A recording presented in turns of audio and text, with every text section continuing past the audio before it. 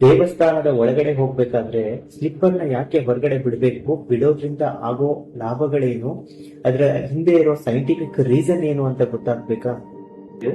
ಪುರಾತನ ದೇವಾಲಯಗಳು ಆರೋಗ್ಯಕ್ಕೆ ಎಷ್ಟು ಉಪಯೋಗಕಾರಿಗಳು ಇದಾವೆ ಅನ್ನೋದು ತಿಳಿಸ್ಬೇಕು ಅಂತಂದ್ರೆ ಒಂದು ಕ್ವಶನ್ ಬರುತ್ತೆ, ದೇವರು ಇದಾನ ಇಲ್ವಾ ಅಂತ.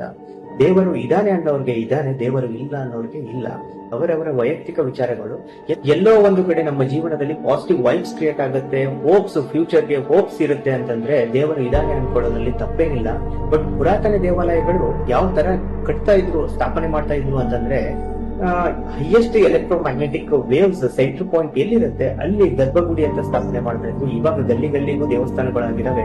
ಬಟ್ ಪುರಾತನ ದೇವಾಲಯಗಳಿಗೆ ಹೋಗೋದ್ರಿಂದ ಏನು ಪ್ರಯೋಜನಕಾರಿ, ಆರೋಗ್ಯಕ್ಕೆ ಎಷ್ಟು ಲಾಭಗಳಿದಾವೆ ಅನ್ನೋದು ತಿಳ್ಕೊಬೇಕು ಅಂತಂದ್ರೆ ಒಂದು ಫಿಸಿಕಲ್ ಮತ್ತೆ ಮೆಂಟಲ್ ಹೆಲ್ತ್ ನ ಚೆನ್ನಾಗಿಡುತ್ತೆ, ಬೋನ್ ಡೆನ್ಸಿಟಿನ ಚೆನ್ನಾಗಿ ಮಾಡುತ್ತೆ, ಸ್ಲೀಪ್ ಕ್ವಾಲಿಟಿ ಆಫ್ ಸ್ಲೀಪ್ ನ ಚೆನ್ನಾಗಿ ಮಾಡುತ್ತೆ, ಮೈಗ್ರೇನ್ ಕಡಿಮೆ ಆಗುತ್ತೆ, ನಿಮ್ಮ ಇಮ್ಯುನಿಟಿ ಪವರ್ ಅಂದ್ರೆ ಇಮ್ಯುನಿಟಿ ಸಿಸ್ಟಮ್ ನ ಡೆವಲಪ್ಮೆಂಟ್ ಚೆನ್ನಾಗಿ ಮಾಡುತ್ತೆ. ಅದ್ರ ಜೊತೆಗೆ ಹೃದಯ ಸಂಬಂಧಿತ ಕಾಯಿಲೆಗಳು ಕಡಿಮೆ ಆಗುತ್ತೆ, ಆಮೇಲೆ ಹೃದಯದ ಆರೋಗ್ಯನ ಕಾಪಾಡುತ್ತೆ. ಇಷ್ಟೆಲ್ಲಾ ಪ್ರಯೋಜನಕಾರಿ ವಿಷಯಗಳ ಜೊತೆಗೆ ಒಂದು ನರ್ವ್ ರೀಜನರೇಷನ್ ನ ಮಾಡುತ್ತೆ, ಅದ್ರ ಜೊತೆಗೆ ವೂಂಡ್ ಹೀಲಿಂಗ್ ಕೆಪಾಸಿಟಿನ ಜಾಸ್ತಿ ಮಾಡುತ್ತೆ. ಇಷ್ಟೆಲ್ಲಾ ಲಾಭ ಇರೋವಾಗ ಯಾವಾಗ ಒಂದ್ಸಲ ನಮ್ಮ ಜೀವನದಲ್ಲಿ ವಾರಕ್ಕೆ ಒಂದು ಸಲ ಆದ್ರೂ ದೇವಸ್ಥಾನಕ್ಕೆ ವಿಸಿಟ್ ಮಾಡೋದು ಒಳ್ಳೆಯದು ಅಂತ ಅನ್ಸುತ್ತೆ.